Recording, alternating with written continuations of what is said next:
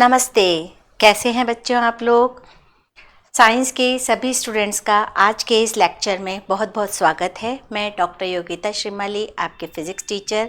आपको पिछले काफ़ी लेक्चर्स में एक्सप्लेन कर चुकी हूँ। प्रत्यावर्ती धारा के हमने सारे टॉपिक्स बहुत अच्छे से कवर किए हैं। अभी हमने फिज़िक्स का जो सबसे इम्पॉर्टेंट चैप्टर है ऑप्टिक्स, उसको लिया है। बच्चों, जब मैंने ऑप्टिक्स शुरू करी थी तभी आप लोगों को बोला था कि ऑप्टिक्स बहुत अच्छे से आपको समझनी है। बहुत सबसे मैक्सिमम मार्क्स का स्कोरिंग जो कहेंगे ना चैप्टर, वो यही है। अगर आपकी ऑप्टिक्स अच्छी है तो 20 नंबर तो पूरे आ जाएंगे आपके बोर्ड के पेपर में। 20 नंबर का सबसे ज़्यादा मार्क्स का ऑप्टिक्स ही आता है। ऑप्टिक्स के दो पार्ट्स हैं, रे ऑप्टिक्स और वेव ऑप्टिक्स। रे ऑप्टिक्स पूरी वो की वो है जो आप लोग 10th में छोटे क्लासेस में पढ़ के आए हैं, जिसमें कोई भी दिक्कत नहीं आएगी। बस थोड़ा सा हम उसको और वास्ट वे में पढ़ते हैं। और जो वेव ऑप्टिक्स है वो आपके लिए थोड़ी सी नई रहेगी, लेकिन उसका पार्ट बहुत छोटा है। लेकिन अगर रे ऑप्टिक्स भी आपने अच्छे से कर ली तो आपके काफ़ी मार्क्स स्कोर हो जाएंगे। तो ऑप्टिक्स को बहुत ज़्यादा ध्यान से पढ़ना है। मोस्टली इसके अंदर डेरिवेशंस आते हैं और न्यूमेरिकल्स आते हैं, और मैं पूरी कोशिश करती हूँ हर डेरिवेशन को, रे डायग्राम को आपको अच्छे से एक्सप्लेन करती हूँ और फिर उसका पूरा डेरिवेशन आपको अच्छे से समझाती हूँ। एग्ज़ाम में भी आपको ऐसा ही करके आना है। पहले पूरा रे डायग्राम बनाना है, उसको लैंग्वेज में लिख के पूरा एक्सप्लेन करना है और फिर उसके बाद उसका डेरिवेशन स्टार्ट करना है। ठीक है। एक बहुत अच्छी बात है, मैंने भी किसी से सुनी थी, मैं आपके सामने आज रखना चाहती हूँ। चुनौतियों को हमेशा स्वीकार करो, क्योंकि चुनौतियां हमें अगर सफलता नहीं देगी तो कुछ ना कुछ सीख जरूर दे के जाएगी। हमारे सामने अगर कोई चुनौती आएगी, हमारे सामने अगर कोई प्रॉब्लम आएगी तो हम उसका सॉल्यूशन निकाल पाएंगे, तो हमें सीख मिलेगी कि हाँ, हमने यहाँ कोई गलती करी थी तो हमें इसको सही करना है। तो चुनौतियों को हमेशा स्वीकार करना है, चुनौतियों को हमेशा एक्सेप्ट करना है। ऐसा नहीं कि हम डर के बैठ जाए कि अरे यार ये तो एक प्रॉब्लम आ गई, छोड़ो, फिजिक्स में कोई प्रॉब्लम आ गई, हम पेपर सॉल्व करने बैठे, हमारा कोई न्यूमेरिकल है जो हमें नहीं समझ में आया, अटक गए, हम उसको छोड़ दिया हमने, अरे यार फिजिक्स तो छोड़ दो, बहुत टफ पड़ती है। ऐसा नहीं करना है। जो भी प्रॉब्लम आई है, आज नहीं तो 1 घंटे बाद, अभी नहीं तो 1 घंटे बाद उसको वापस से ट्राई करोगे। 1 घंटे बाद भी अगर नहीं होता है तो दूसरे दिन उसको ट्राई करोगे, लेकिन अपनी कोशिश छोड़ोगे नहीं, आप उसको करते रहोगे। उसको अंदर हर बार आप कुछ ना कुछ उसके अंदर नया ही पाओगे और एक स्टेज ऐसी आएगी कि आप उस प्रॉब्लम को सॉल्व भी कर लेंगे। इसलिए ये जीवन में, केवल अभी 12th की बात नहीं कर रही हूँ, आगे लाइफ में भी चुनौतियों को हमेशा स्वीकार करना है। जो चुनौतियों को स्वीकार करेगा वो जीवन में सफलता जरूर पाएगा। ठीक है।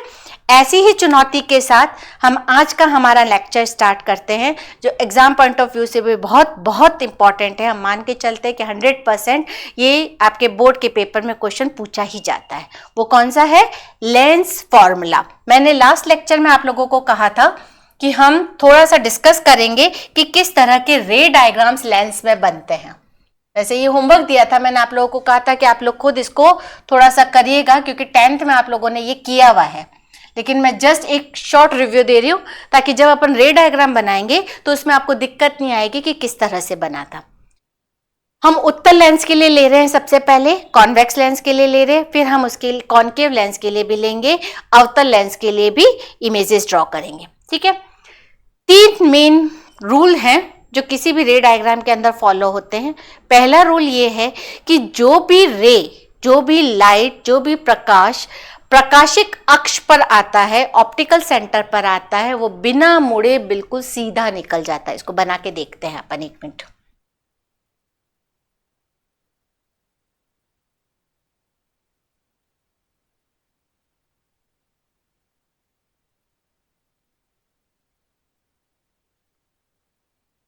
क्योंकि किसी भी चीज को जब अपन बना के देखेंगे तो वो हमें याद रहेगा।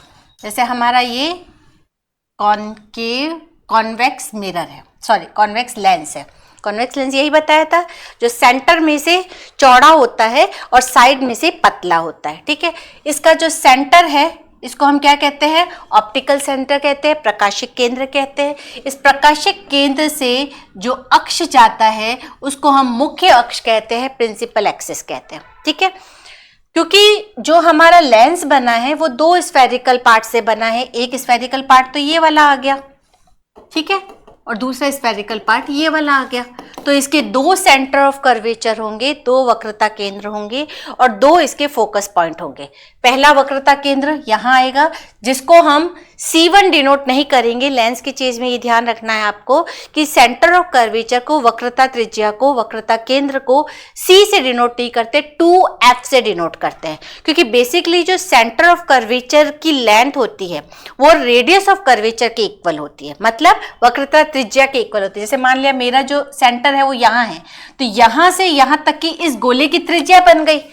और फोकस पॉइंट कहाँ होता है, R का आधा कर देते हैं तो हमें फोकल लेंथ मिलती है, मतलब जो फोकस पॉइंट है वो जस्ट इसके मिडल में होगा। तो अगर हम इसको F1 कह रहे हैं तो ये हमारा 2F1 बन जाएगा।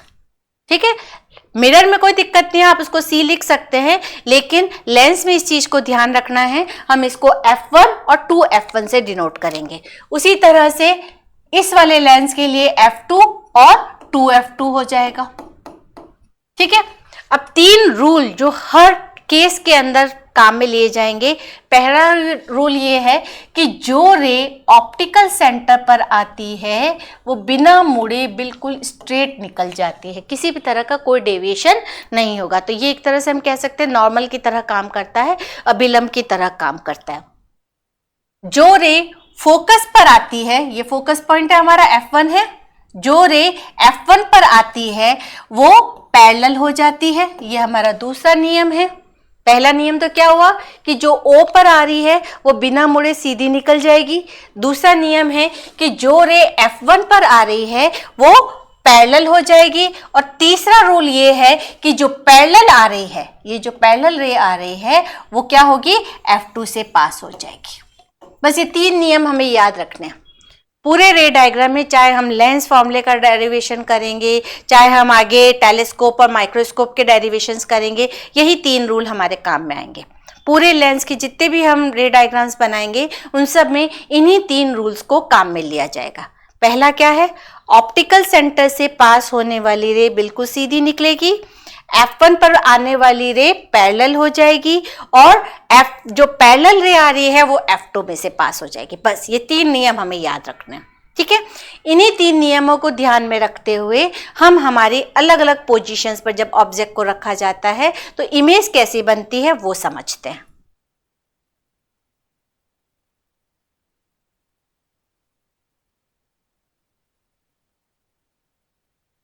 जैसे सबसे पहले हमारी वस्तु कहाँ पर है, अनंत पर है, इन्फिनिटी पे। जब भी वस्तु इन्फिनिटी पे होती है तो हम दो पैरेलल रेज कंसीडर करते हैं। तो यहाँ पे हमारी दो पैरेलल रेज आ रही हैं। प्लेन अलग कलर का ले लेते हैं ताकि आपको थोड़ा अच्छे से दिखेगा, समझ में आएगा। ये दो पैरेलल रेज है हमारी, एक रे ये है और एक रे ये है। ठीक है, ये दो पैरेलल रेज जब भी इन्फिनिटी से आएगी तो हम दो पैरेलल रेज, और हमेशा दो रेज ही लेनी है। दो रेज इसलिए लेनी क्योंकि जहां वो दो रेज टकराएंगी वहीं पे हमारी इमेज बनेगी। तो ये दो पैरेलल रेज आई, एक रे तो हमने क्या किया, सी में से निकाली। तो हमने क्या कहा, नियम ये कहता है कि सी में से, ऑप्टिकल सेंटर में से जो रे जाती है वो बिना मुड़े सीधी निकल जाती है। तो एक रे तो हमारी ये हो गई जो बिना मुड़े सीधी निकल गई। दूसरी रे है ये यहां तक आई। अब क्योंकि लेंस क्या करेगा, इसको डेविएट कर देगा, अपने पाथ से विचलित कर देगा, तो ये अपने पाथ से विचलित हो जाएगी और यहाँ कहीं मिलेगी। अब जहां दोनों रेस टकराई है वहां पे हमें इमेज मिल गई। ठीक है, ये कौन सी पोजीशन होती है, F2 की पोजीशन होती है। ठीक है, इसका मतलब क्या हुआ कि जब वस्तु अनंत पर होगी तो इमेज कहाँ बनेगी, फोकस पर बनेगी, F2 पर बनेगी। वास्तविक होगी, रियल होगी, सही में बन रही है, सही में इंटरसेक्ट हो रही है। उल्टी बनेगी, दिख रही है हमें उल्टी बन रही है। ठीक है, और छोटी हो जाएगी क्योंकि इन्फिनिटी पे अगर ऑब्जेक्ट होगी तो हम बहुत बड़ी मान सकते हैं। एक छोटा सा तारा जो हमें यहाँ से देखने में बहुत छोटा दिखता है, लेकिन अगर उसको आप टेलीस्कोप से देखोगे तो बहुत बड़ा होता है। इवन हम ये मान सकते हैं कि सन से भी बड़े बड़े स्टार्स होते हैं। जो स्टार का साइज होता है वो सूर्य से भी बड़ा होता है। ठीक है, तो इन्फिनिटी पे जो ऑब्जेक्ट है वो तो बहुत बड़ा है, लेकिन उसकी इमेज हमें यहाँ पे कितनी छोटी सी मिल रही है। तो हमने जो कंक्लूजन निकाले, कंक्लूजन क्या निकले कि जब ऑब्जेक्ट इन्फिनिटी पर है, अनंत पर है, तो इमेज फोकस पर बनी। कौन से फोकस पर, F2 पर बनी। वास्तविक होगी, रियल होगी, उल्टी होगी, दिख रही है हमें उल्टी है, छोटी बनेगी, ऑब्जेक्ट से छोटी बन जाएगी। ठीक है। सेकंड केस, अब हमें क्या करना है, इन्फिनिटी से लेंस के पास आना है, अलग अलग स्टेप्स फॉलो करने हैं। तो पहले इन्फिनिटी पे थी, अब हमने क्या किया, 2f के पीछे रख दिया, 2f के बियॉन्ड रख दिया। यहाँ पे हमारा 2f है, 2f के पीछे की तरफ हमने हमारे ऑब्जेक्ट को रख दिया। तो ऑब्जेक्ट कहाँ है हमारा, अनंत और 2f के बीच में है। वापस से वैसे ही रे डायग्राम बनाते हैं। ऑब्जेक्ट से दो रेज आएगी, एक तो ऑप्टिकल सेंटर से सीधी निकलेगी जो बिना डाइवर्ट हो जाएगी, और एक प्रिंसिपल एक्सिस के पैरेलल आ जाएगी। जो रे प्रिंसिपल एक्सिस के पैरेलल आ रही है वो क्या होती है, नियम क्या था, F2 में से पास होती है। तो ये हमारे F2 में से पास हो जाएगी। जहां दोनों रेस टकराएगी वहां हमें हमारी इमेज मिल जाएगी। तो इमेज कहाँ मिली, F और 2F के बीच में। ठीक है, तो जब वस्तु अनंत और 2f के बीच में हो तो f और 2f के बीच में हमें हमारी इमेज मिलेगी। वास्तविक है, रियल में बन रही है, रियल में इंटरसेक्ट हो रही है रेज, उल्टी है और छोटी है। ठीक है, ये इसके कंक्लूजन्स आ गए। इसी तरह से तीसरा केस लेते हैं हम। हमारा तीसरा केस क्या कह रहा है, अब हमें और क्या करना है, आगे की तरफ जाना है, लेंस की तरफ जाना है। तो अभी अपन पहले इंफिनिटी पे थे, फिर 2f के पीछे की तरफ आए, अब नेक्स्ट क्या आएगा, 2f आएगा, फिर 2f और f के बीच में आएगा, फिर f पर आएगा, और फिर f और लेंस के बीच में आएगा। तो ऐसे हम धीरे धीरे एक एक स्टेप लेंस की तरफ मुड़ रहे हैं। ठीक है, चलिए नेक्स्ट लेते हैं। अब हमारा ऑब्जेक्ट कहाँ है, 2f पर ही है। ये हमारा 2f है और 2f पर ही हमारा ऑब्जेक्ट रखा हुआ है। यहां पर वही करना है, एक रे ऑप्टिकल सेंटर में से पास करवानी है और एक रे प्रिंसिपल एक्सिस के पैरेलल लेनी है। ठीक है, जो ऑप्टिकल सेंटर में से पास करवाई वो तो सीधी निकल गई, जो पैरेलल आई वो F2 में से निकली। ठीक है, जहां दोनों मिलेगी वहां इमेज मिलेगी। तो इमेज वापस कहां मिली, 2f पर ही मिली। तो क्या कंक्लूजन निकला, ऑब्जेक्ट जब हमारा 2f पर है तो इमेज भी 2f पर मिली, रियल मिली, उल्टी मिली और बराबर साइज की मिलेगी। राइट, चलिए नेक्स्ट केस।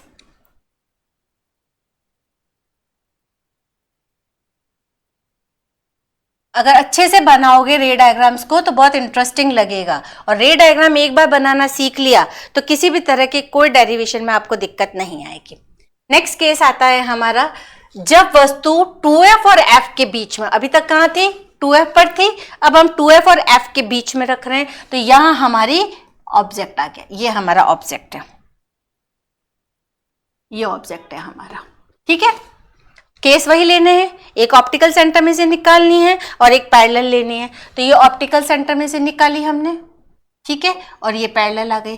जो पैरेलल वाली है वो वापस से f में से पास हो गई। तो इमेज हमें 2f के आगे की तरफ मिली है, 2f हमारा यहाँ है, 2f के आगे की तरफ मिली है।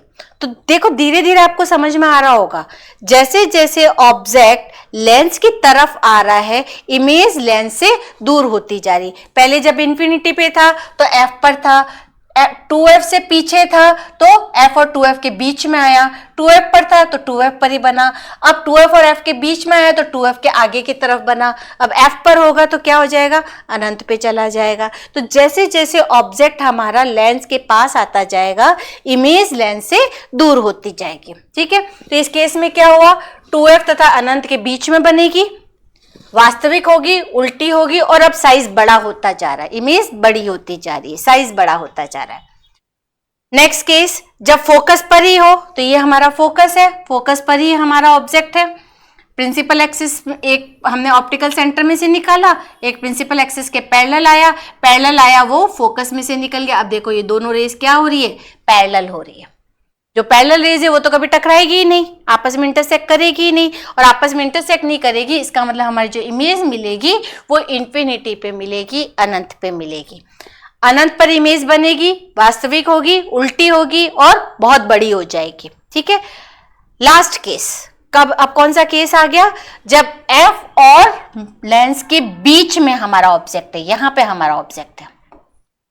ठीक है, कहाँ है, प्रकाशिक केंद्र और फोकस के बीच में हमारा ऑब्जेक्ट रखा हुआ है। तो यहाँ पे ऑब्जेक्ट रखा हुआ है, एक ऑप्टिकल सेंटर में से निकाला, एक पैरेलल करी, वो f में से पास हुई, यहाँ पे F2 था हमारा। अब देखो ये दोनों रेस क्या हो रही है, आगे जाके बिखर रही है, ऐसे डाइवर्ट हो रही है। तो जो ये रेस डाइवर्ट हो रही है इनको हमें पीछे की तरफ एक्सटेंड करना पड़ेगा। जब हमने पीछे की तरफ एक्सटेंड किया तो इस जगह पे मिली, ये हमारी इमेज हो गई। ये ऑब्जेक्ट था और ये हमारी इमेज हो गई। तो इमेज रियल थी क्या? हमने इसको एक्सटेंड करके ये सोचा है कि हो सकता है कि वहां मिलेगी। तो रियल, इस बार इमेज हमारी रियल नहीं है, इस बार हमारी इमेज कैसी है? वर्चुअल है। कैसी है? काल्पनिक इमेज है। ठीक है। बनी कहाँ? लेंस के आगे की तरफ बनी। अभी तक तो कहाँ मिल रही थी हमें? लेंस के पीछे मिल रही थी। अब हमारी जो इमेज बनी वो लेंस के आगे की तरफ बनी है। रियल नहीं है। कैसी है? काल्पनिक है, वर्चुअल है और सीधी है। इस बार सीधी मिली, बाकी सारी इमेजेस हमें उल्टी मिल रही थी। ये इमेज कैसी मिली है? सीधी इमेज मिली है। तो इमेज हमें कहाँ मिली? लेंस के पहले मिली, आभासी है, सीधी है। सीधी दिख रही है ना? हमेशा हर केस में हमें उल्टी मिल रही थी, क्योंकि जो हमारी प्रिंसिपल एक्सिस है उसकी नीचे की तरफ मिल रही थी, अब हमें ऊपर ही मिल रही है, तो सीधी मिल रही है और वस्तु से बड़ी होगी। देखो ये वस्तु है और इससे बड़ी मिल रही है। ठीक है। तो ये 6 केस है, कोई नई चीज नहीं है, 10th में पढ़ के आए हो, सब कुछ आप डिटेल में पढ़ के आए हो। ये सारे रे डायग्राम आप बना के सीख के आए। मैंने जस्ट एक रिवीजन कराया है ताकि अगला जो हम टॉपिक लेंगे, अगला जो हम डेरिवेशन करेंगे, उसके रे डायग्राम को आप समझ सकें। चलिए नेक्स्ट स्टार्ट करते हैं। हमारा जो मेन आज का लेक्चर है, जो आपके 12th के कोर्स का टॉपिक है और बहुत ही इंपॉर्टेंट टॉपिक है, वो है लेंस फॉर्मूला, लेंस का सूत्र। जैसा हमने मिरर के लिए फॉर्मूला डिराइव किया था 1/v + 1/u = 1/f, वैसा ही हमें लेंस के लिए फॉर्मूला डिराइव करना है कि लेंस फॉर्मूला क्या होता है। ठीक है। चलिए शुरू करते हैं। हमने मान लिया हमारा ये लेंस है। हम कौन सा लेंस ले रहे हैं? कॉनकेव लेंस ले रहे हैं, क्योंकि कॉन्वेक्स लेंस ले रहे हैं, क्योंकि कॉन्वेक्स लेंस के केस में हमें मैक्सिमम रियल इमेजेस मिलती है। तो हम कॉन्वेक्स लेंस का केस ले रहे हैं। ये हमारा कॉन्वेक्स लेंस है। हमारा ऑब्जेक्ट हमने मान लिया यहाँ कहीं रखा हुआ है, कोई भी पोजीशन हो सकती है। हमने यहाँ पे ऑब्जेक्ट को रख दिया। ऑब्जेक्ट की जो लेंस से डिस्टेंस है इसको u माना है। ठीक है। n2 लेंस के बाहर के मीडियम का रिफ्रैक्टिव इंडेक्स है और n1 लेंस जिस मटेरियल का बना हुआ है वो है। हम उल्टा भी कर सकते हैं, हम n1 ये मान सकते हैं कि लेंस के बाहर का मटेरियल है और n2 लेंस का मटेरियल, लेंस जिस मटेरियल का बना हुआ है। जनरली क्या किया जाता है? जनरली ये माना जाता है कि लेंस कांच का बना हुआ होता है, जो भी लेंस होता है वो ग्लास का बना हुआ होता है, तो उसके रिफ्रैक्टिव इंडेक्स को n2 मान लेते हैं और इसको n से भी डिनोट करते हैं कई बुक्स के अंदर। और दूसरा जो मीडियम होता है जहां से रे आ रही है वो एयर मानी जाती है, हवा मानी जाती है, वायु मानी जाती है, जिसका रिफ्रैक्टिव इंडेक्स n1 डिनोट किया जाता है, लेकिन उसकी वैल्यू 1 होती है। तो हम जब रिलेटिव रिफ्रैक्टिव इंडेक्स निकालेंगे, रिफ्रैक्टिव इंडेक्स निकालेंगे तो n ही लिखा जाएगा उसको, क्योंकि n2/n1 मतलब n/1, तो वो n ही माना जाएगा। ठीक है। अभी आपको ये ध्यान रखना है कि जिस मटेरियल का ग्लास हमारा लेंस बना हुआ है उसका रिफ्रैक्टिव इंडेक्स n2 है और उसके बाहर का जो रिफ्रैक्टिव इंडेक्स है वो n1 है। राइट। देखिए लेंस हमने यहाँ पे लैंग्वेज में भी लिखा है, माना किसी लेंस के पदार्थ का अपवर्तनांक n2 है। लेंस जिस मटेरियल का बना हुआ है उसका रिफ्रैक्टिव इंडेक्स n2 है, जनरली ग्लास का लिया जाता है, और जिस माध्यम में इस लेंस को रखा गया है उसका अपवर्तनांक n1 है। ठीक है। यहां पे हमने वस्तु रखी है। अब इस वस्तु से क्या होगा? रेज आएगी, ये रे आई हमारी। अब रे क्या करेगी? इस लेंस के जो ये फर्स्ट पार्ट है, अगर हम ये मानते हैं कि केवल ये फर्स्ट पार्ट है, सेकंड पार्ट अभी नहीं है, तो इस फर्स्ट पार्ट पर आते ही लाइट क्या होगी? डेविएट होगी। अगर हम सेकंड पार्ट नहीं कंसीडर कर रहे हैं, हम केवल ये मान रहे हैं कि इसका ये केवल फर्स्ट पार्ट है, तो हमारी जो इमेज मिलेगी वो हमें यहां मिलेगी, आई। ये जो आई इमेज मिली है ये सिर्फ इस फर्स्ट पार्ट के कारण मिली है, जो क्योंकि लेंस के 2 पृष्ठ होते हैं, एक पृष्ठ ये है और एक पृष्ठ ये है। जब हम फर्स्ट वाली इमेज ड्रॉ कर रहे हैं तब हम ये मान रहे हैं कि सिर्फ इसका ये फर्स्ट वाला पृष्ठ है, दूसरा वाला पृष्ठ है ही नहीं। उस केस में जो हमारी इमेज मिली है वो हमें आई मिली है। अब जो ये आई इमेज है इसकी डिस्टेंस हम लेंस से v मान सकते हैं। ठीक है। हमेशा से हम इमेज के डिस्टेंस को v मानते हैं, लेकिन जो ये आई इमेज है ये क्या करेगी? इस सेकंड वाले पृष्ठ के लिए, जो दूसरा वाला पृष्ठ है, इसके लिए ऑब्जेक्ट का काम करेगी, वस्तु का काम करेगी। अब इस सेकंड वाले फेज के लिए, मतलब जब अपन ने पहला किया, मैं बताती हूँ इसको थोड़ा सा आपको, जैसे जब अपन ने पहला किया, मैं इसको ड्रॉ करके बताती हूँ आपको, थोड़ा ऊपर ले लेते हैं, आपको दिख नहीं रहा होगा शायद।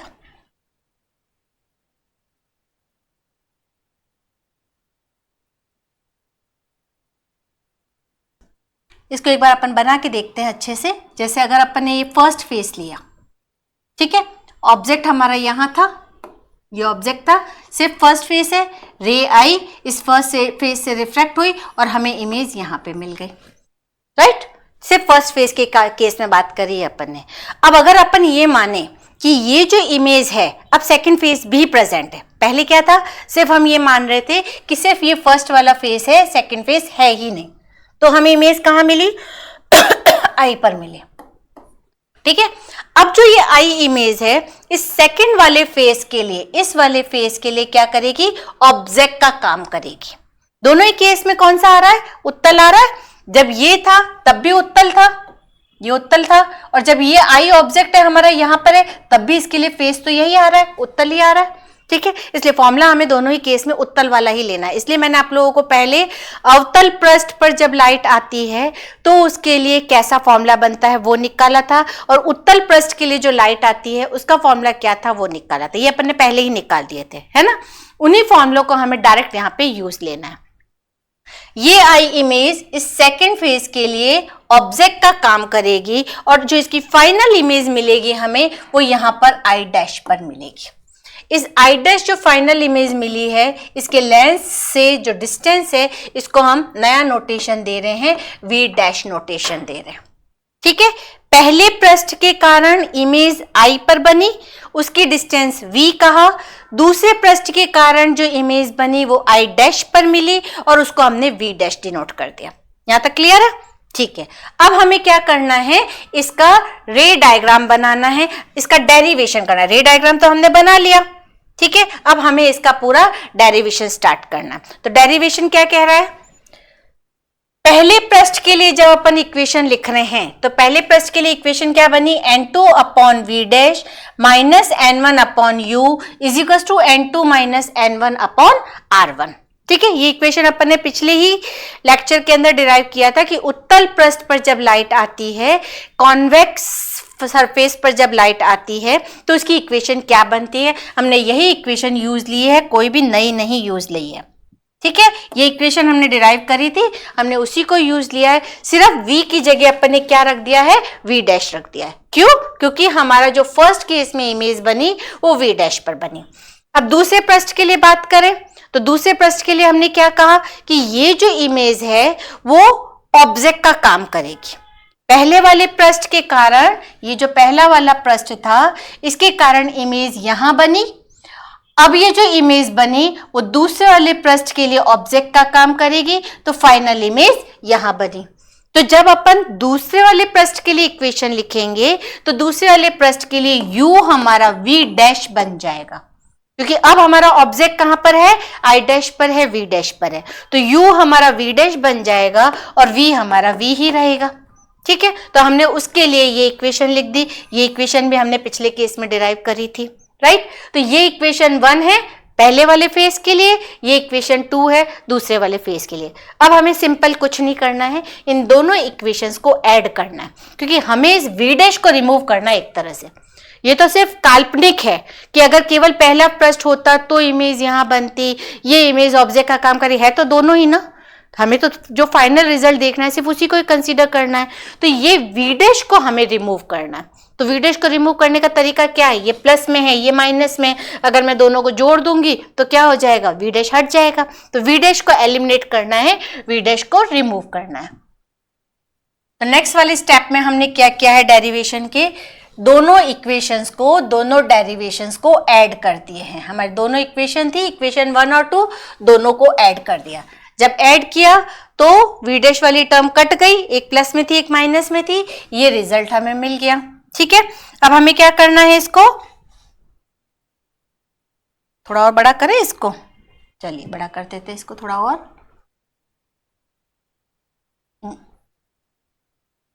अब क्या करेंगे अपन, जो इसका फर्स्ट वाला फेस इक्वेशन है लेफ्ट हैंड साइड वाला, इसमें से n1 और n1 कॉमन आ जाएगा, 1/v माइनस 1/u।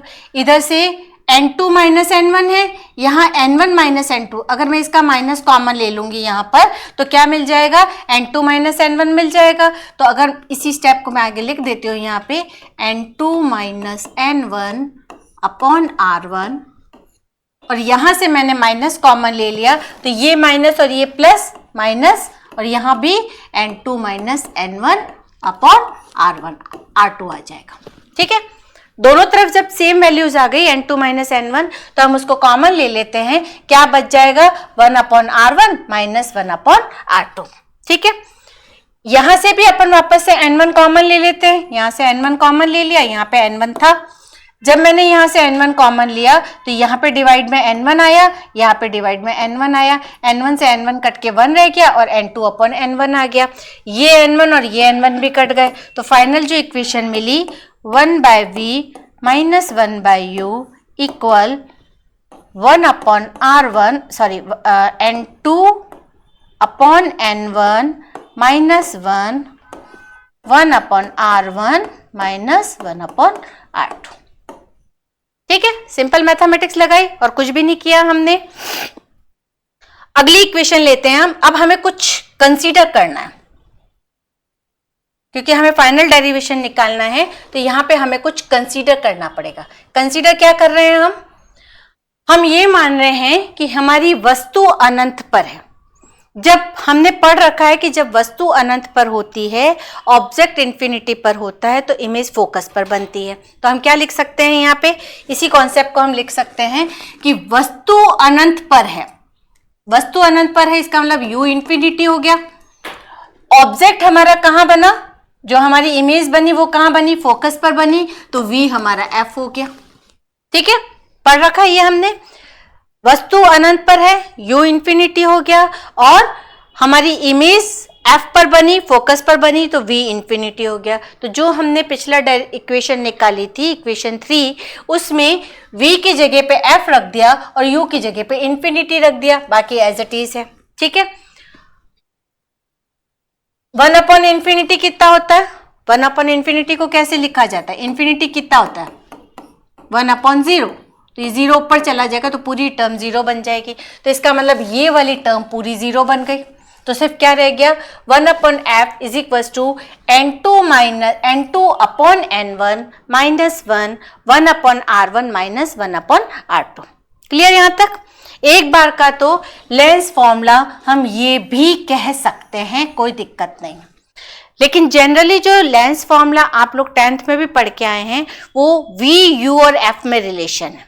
ठीक है, तो अगर आप यहां तक कर रहे हो तो कोई दिक्कत नहीं। न्यूमेरिकल में कई बार हो सकता है कि आपको रेडियस ऑफ कर्वेचर दे रखी होगी, तो इस फॉर्मूले को भी आपको न्यूमेरिकल के लिए याद रखना पड़ेगा। कई बार होता है रेडियस ऑफ कर्वेचर दे रखी होती है, रिफ्रैक्टिव इंडेक्स दे रखा होता है और हमसे फोकल लेंथ निकालने को कहते हैं, तो हमें इसी फॉर्मूले को याद रखना पड़ेगा। बेसिक फॉर्मूला तो यही है, लेकिन हम थोड़ा सा इसको और मॉडिफाई करते हैं, v और u की टर्म्स में निकालते हैं। मतलब लेंस के लिए v, u और f में रिलेशन निकाले तो क्या करना है, हमने जो पिछली इक्वेशन डिराइव करी थी वहां पे हमने लिखा था, मैं यहाँ लिख देती हूँ, 1 upon v minus 1 upon u is equal to n2 upon n1 minus 1 upon r1 minus 1 upon r2। ठीक है, ये इक्वेशन हमने पीछे ही डिराइव करी थी। अगर अपन इस वाली इक्वेशन को देखते हैं तो इस वाली इक्वेशन में जो इसका ये वाला पोर्शन है, कौन सा वाला पोर्शन, राइट हैंड साइड वाला जो पोर्शन है, ये वाला पोर्शन, राइट हैंड साइड वाला पोर्शन, क्या इसके राइट हैंड साइड के इक्वल आ रहा है? इसका मतलब हम इक्वेशन 3 और इक्वेशन 4 को जब कंपेयर करेंगे तो इस जगह पे क्या लिख सकते हैं, 1 upon v minus 1 upon u लिख सकते हैं। उसी से हमने ये रिलेशन निकाला, 1 upon f is equal to 1 upon v minus 1 upon u. इसी को क्या कहते हैं, स्टैंडर्ड लेंस फॉर्मूला कहते हैं। एग्जाम में अगर लेंस फॉर्मूला आता है तो आप अगर यहां तक भी करके आएंगे तो भी फुल मार्क्स मिलेंगे, लेकिन कई बार न्यूमेरिकल में हम उलझ जाते हैं कि हमें v दे रखा है, u दे रखा है, तो हम कौन सा लेंस फॉर्मूला लें, तो हमें ये वाला लेंस फॉर्मूला यूज लेना होगा उस केस में। ठीक है, कोशिश ये करनी है यहां तक पूरा करके आए। अगर किसी कारण से आप यहाँ तक नहीं कर पाए, स्टेप भूल गए, तो यहाँ तक भी कर सकते हैं, कोई दिक्कत नहीं है। तो ये एक सबसे इंपॉर्टेंट क्वेश्चन है आपका बोर्ड के एग्जाम के हिसाब से, थ्योरेटिकल जो लॉन्ग क्वेश्चंस आते हैं उसके हिसाब से। उत्तल लेंस के लिए लेंस फॉर्मूला डिराइव, क्योंकि अवतल के लिए जितनी भी इमेजेस बनती है वो सारी इमेजिनरी होती है, वास्तविक नहीं होती है। जब भी हम कोई भी फॉर्मूला डिराइव करते हैं तो हम रियल इमेज के लिए ही करते हैं, इसलिए अवतल लेंस को ही काम में लिया गया है और उसको ही यूज लेकर हमने लेंस फॉर्मूला डिराइव किया है। तो ये हमारा लेंस फॉर्मूला है जिसको न्यूमेरिकल में भी आपको कई जगहों पे यूज करना पड़ेगा। याद आ रहा है कहाँ पढ़ा था इसको? 10th क्लास में पढ़ा था। 10th क्लास में डायरेक्ट फॉर्मूला यूज किया था। मिरर में और लेंस में क्या डिफरेंस आता है? मिरर फॉर्मूला होता है 1/v plus 1/u is equal to 1/f, जबकि लेंस में क्या आता है 1/v minus 1/u is equal to 1/f। सिर्फ ये इतना सा डिफरेंस होता है मिरर फॉर्मूले में और लेंस फॉर्मूले में। ठीक है, हम आगे अब कुछ और नए इसके अंदर जो रिलेटेड टर्म्स हैं उसको भी पढ़ते हैं। तो रिलेटेड टर्म क्या कह रही है कि अगर अपन मानते हैं कि लेंस वायु में है, मतलब जो लेंस कांच का मटेरियल है वो कहाँ रखा गया है? एयर में रखा गया है। तो हमारा फर्स्ट मीडियम एयर बन गया और सेकंड मीडियम ग्लास बन गया। ठीक है, तो जब हमारा एयर है तो जो रिफ्रैक्टिव इंडेक्स n1 है वो कितना बन जाएगा? 1। ठीक है, और जो दूसरा हमारा कौन सा मीडियम है? ग्लास मीडियम है, उसका रिफ्रैक्टिव इंडेक्स हमने n मान लिया क्योंकि हमने n2 से रिप्रेजेंट किया। तो जो हमारा फॉर्मूला था ये वाला, उसमें n2/n1 की जगह n2 की जगह तो n रख दिया, n1 की जगह n रख दिया, तो ये n1 की जगह 1 रख दिया, तो ये एक और फॉर्मूला बन गया है हमारा। जब भी एयर और ग्लास के लिए हमें करना है तो हम डायरेक्ट ये फॉर्मूला यूज कर सकते हैं, n1 और n2 में कंफ्यूज नहीं होना है। लेकिन अगर ये कहा जाए कि लेंस को पानी में रख दिया है या किसी लिक्विड में रख दिया है तो उस केस में हमें n2 भी पता होना जरूरी है और n1 भी पता होना जरूरी है, क्योंकि हर मीडियम का रिफ्रैक्टिव इंडेक्स अलग अलग होता है। रिफ्रैक्टिव इंडेक्स क्या होता है पता है कि बताऊं? बताए, रिफ्रैक्टिव इंडेक्स बेसिकली है जब भी लाइट किसी मीडियम में ट्रैवल करती है, उस मीडियम में उसकी स्पीड और वैक्यूम में उसकी स्पीड का जो रेशियो है उसको रिफ्रैक्टिव इंडेक्स कहते हैं। चलिए एक बार इसको थोड़ा सा फॉर्मूले से मैं समझाती हूँ आपको ताकि और अच्छे से क्लियर होगा। रिफ्रैक्टिव इंडेक्स को n से डिनोट किया जाता है और ये होता है माध्यम में वेग किसका? प्रकाश का। ठीक है, और निर्वात में वेग वैक्यूम में और मीडियम में। मीडियम कोई भी हो सकते हैं, पानी हो सकता है, कोई हार्ड मीडियम हो सकता है, कोई और ग्लिसरीन हो सकता है, ऑयल हो सकता है, किसी भी तरह का मीडियम हो सकता है। तो किसी दूसरे जिस भी मीडियम के लिए हमें रिफ्रैक्टिव इंडेक्स निकालना है उस मीडियम में प्रकाश का वेग और निर्वात में प्रकाश का वेग। निर्वात में प्रकाश का वेग हमेशा फिक्स रहता है जिसको हम c से डिनोट करते हैं। कितना होता है c की वैल्यू? 3 × 10⁸ मीटर पर सेकेंड फिक्स होती है ये वैल्यू, और मैक्सिमम वैल्यू मानी जाती है। प्रकाश की जो सबसे मैक्सिमम स्पीड है वो किस में होती है? निर्वात में होती है, वैक्यूम में होती है, जो कितनी होती है? 3 × 10⁸ होती है। v हमारा चेंज हो सकता है, कौन से मीडियम में है? जितनी मीडियम की डेंसिटी बढ़ती जाएगी, जितना गाढ़ा मीडियम होता जाएगा, जितना थिक मीडियम होता जाएगा, उतनी ही मीडियम के अंदर उस प्रकाश की वेलोसिटी क्या होती जाएगी? कम होती जाएगी। आप बॉल ले रहे हो, बॉल को हवा में फेंक रहे हो तो फास्ट चल रही है, लेकिन अगर आपने उसको रेत में डाल दिया तो उसकी स्पीड क्या हो जाएगी? कम हो जाएगी। बारिश के टाइम पे जब आप खेलते हो तो क्या होता है? बॉल की स्पीड थोड़ी कम हो जाती है। क्यों हो जाती है? क्योंकि एटमॉस्फेयर में जो अपने चारों तरफ वातावरण है उसमें पानी की बूंदें आ जाती है, जिस कारण से उसकी डेंसिटी बढ़ जाती है, उसका घनत्व बढ़ जाता है, और घनत्व बढ़ने के कारण जो स्पीड है वो कम हो जाती है। ठीक है, तो जितना हमारा मीडियम डेंसर होता जाएगा, जितना गाढ़ा होता जाएगा, स्पीड उतनी ही कम होती जाएगी, और स्पीड जितनी कम होती जाएगी रिफ्रैक्टिव इंडेक्स क्या होता जाएगा? कम होता जाएगा। तो जितना गाढ़ा हमारा मीडियम होगा उतनी ही उसकी जो रिफ्रैक्टिव इंडेक्स है वो उतना ही ज्यादा होगा। जितना हल्का मीडियम होगा उसका रिफ्रैक्टिव इंडेक्स उतना ही कम होगा। पानी है और कांच है, तो पानी का रिफ्रैक्टिव इंडेक्स कम होगा और ग्लास का रिफ्रैक्टिव इंडेक्स ज्यादा होगा। हवा है और पानी है तो हवा का रिफ्रैक्टिव इंडेक्स कम होगा और पानी का रिफ्रैक्टिव इंडेक्स ज्यादा हो जाएगा। ठीक है, क्या रिफ्रैक्टिव इंडेक्स की कोई यूनिट होगी? नहीं होगी, क्योंकि वेलोसिटी को भी मीटर पर सेकंड में नापा जाएगा और सी को भी मीटर पर सेकंड में नापा जाएगा, तो रिफ्रैक्टिव इंडेक्स की कोई यूनिट नहीं होगी।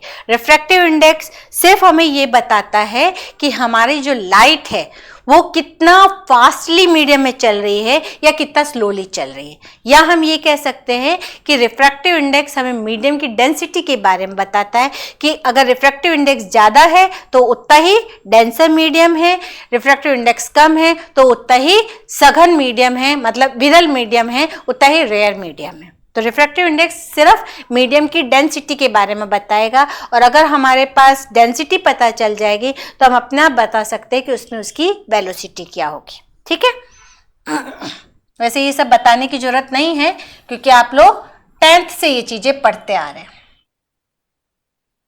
अब यहाँ पे कुछ कंपैरिजंस भी बता देते हैं हम कि क्या क्या चेंजेस हो सकते हैं। पहला कह रहा है कि लेंस की वक्रता बढ़ाने पर, क्या मतलब हुआ वक्रता बढ़ाना? जैसे हमारा ये लेंस है, ये हमारा लेंस है, कलर चेंज कर देते हैं, ब्लू कलर ले लेते हैं। ये हमारा लेंस है, कौन सा लेंस है? ये कॉन्वेक्स लेंस है। एक तो ये हुआ, और मैं इसको थोड़ा सा ऐसा भी बना सकती हूँ। दोनों में क्या डिफरेंस हुआ?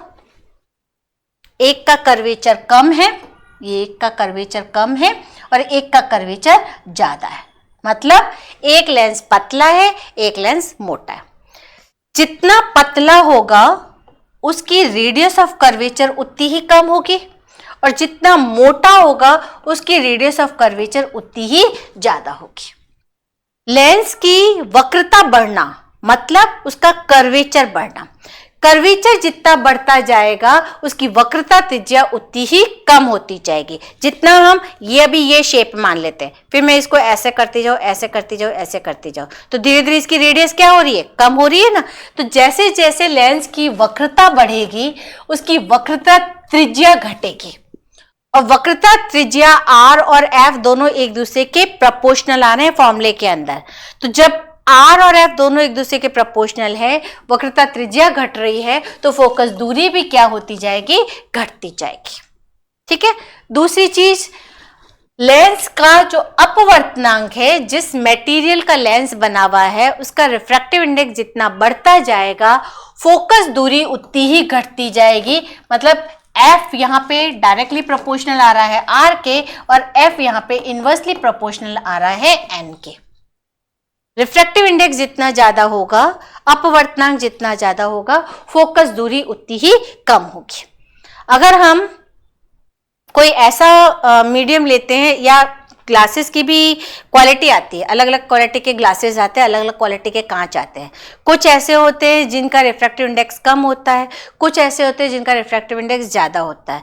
अगर ऐसा कोई ग्लास है जिसका रिफ्रैक्टिव इंडेक्स कम है तो उसकी फोकस दूरी ज़्यादा होगी, और ऐसा कोई है जिसके अगर रिफ्रैक्टिव इंडेक्स ज़्यादा है तो उसकी फोकस दूरी कम होगी। तो इन्वर्सली प्रोपोर्शनल आएगा किसके? रिफ्रैक्टिव इंडेक्स के।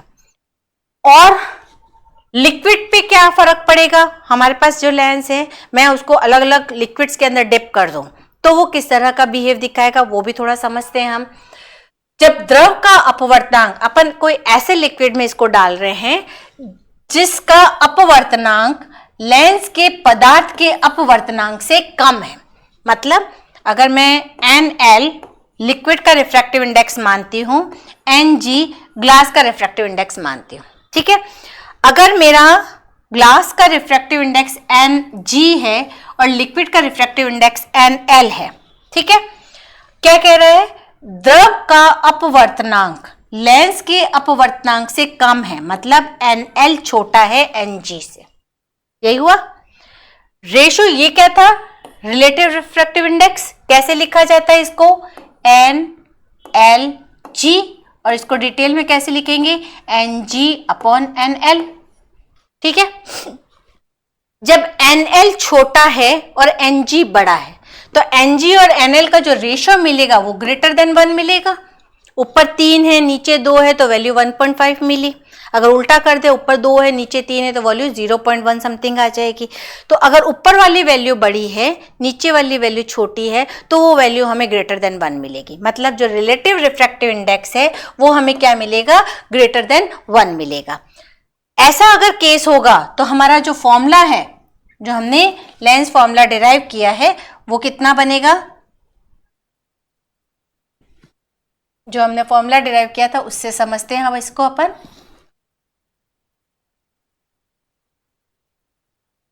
ये था हमारे पास फॉर्मूला 1/f, लिख देती हूँ मैं एक बार कहीं यहाँ पे, 1/f is equal to n2/n1 minus 1/r1 minus 1/r2।